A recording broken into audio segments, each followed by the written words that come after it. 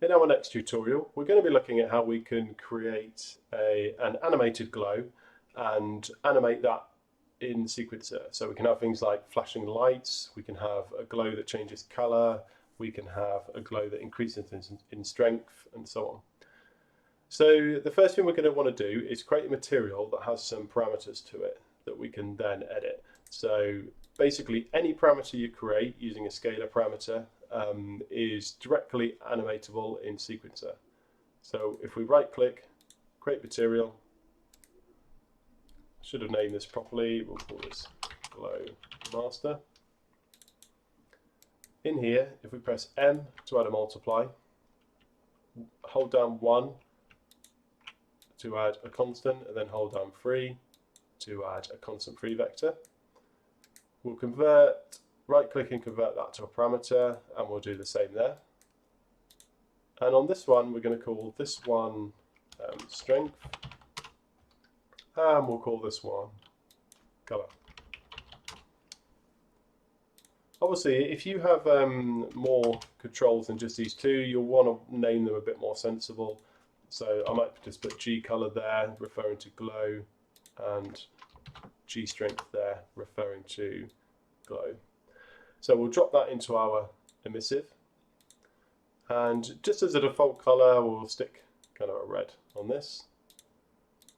And as a default strength, we'll put default value of 1. So we've just got a really kind of basic glow. We'll just hit save. Then what we'll do in our scene is we'll just, we'll just go add a sphere in like so. We'll make a material instance out of this and we'll drop that on there. Then we'll browse to our sequencer, so I still have our animatic one here. And what we want to do with the sphere selected is go to track, actor to sequencer, and add sphere.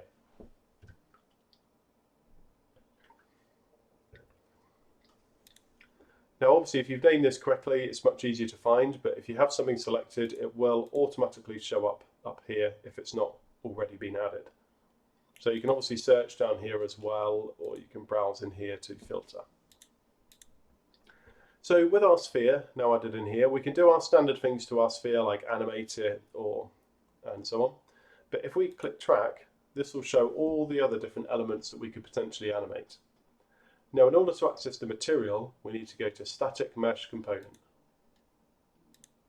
If we then go to track, you'll see we have a materials list here.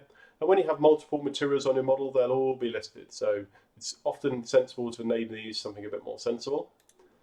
But if we just select material element 0, you'll see we then have parameter, and that refers to all our different scalar parameters that we've been adding in. And you see we have G color and G strength. So we're going to add strength in here. And our default value is 1, so let's just put that down to 0. Our sequencer seems to have decided it's not going to be very long, so I'll put that to 300. So you can see when we come here, it's on full strength, and then when it hits our key, it goes to 0, but then it goes back to full strength. Now, this is a little bug that doesn't do this in the latest version of Unreal, so in this version it does though. And you see this little area, if we just pull that out, that will cover the entirety of our animation. So basically what this green bar is saying is any animation I do in here is relevant in that green area, but outside of that it goes back to its default value. So I'm just going to make sure that covers there. So we're on 0 there, and then what we're going to do is say go to frame 30 and we're going to put the strength up to 100. And then we're going to go to frame 60 and put the strength back down to 0.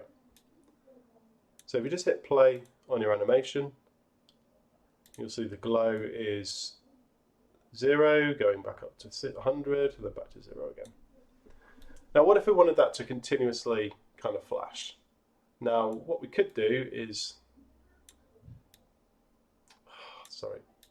select our individual keyframes, right click, go to copy, and you can paste that in. But obviously that's going to take a long time if we have to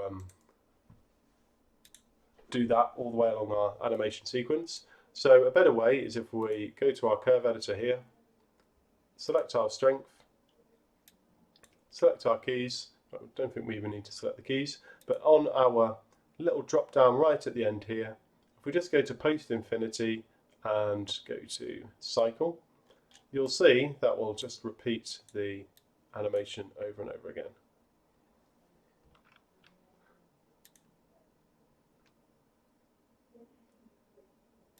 Okay, like so.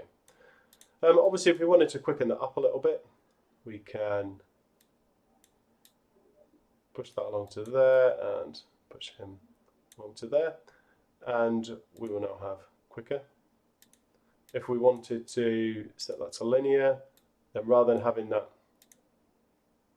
in a bell curve, it's just going to be nice linear from 0 to 100, back to 0 again. We also have this option here, so if we just press that one with our key selected, you'll see on, off, like so.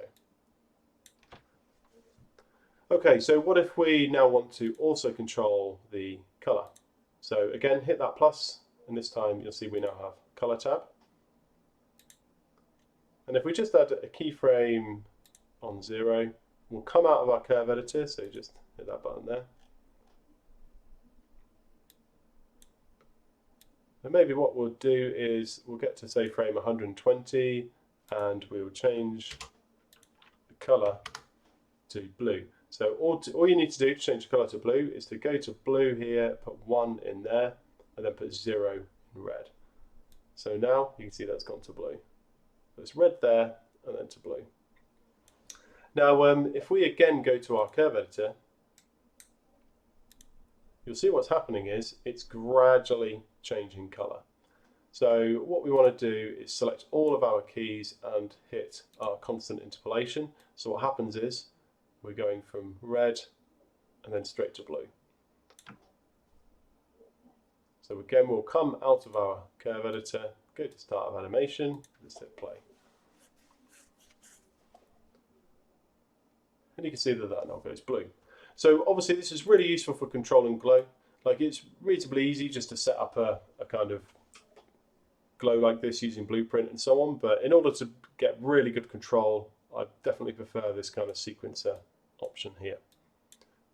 So if we took out our strength animation, I should just remove those completely, and maybe just set the strength to 100.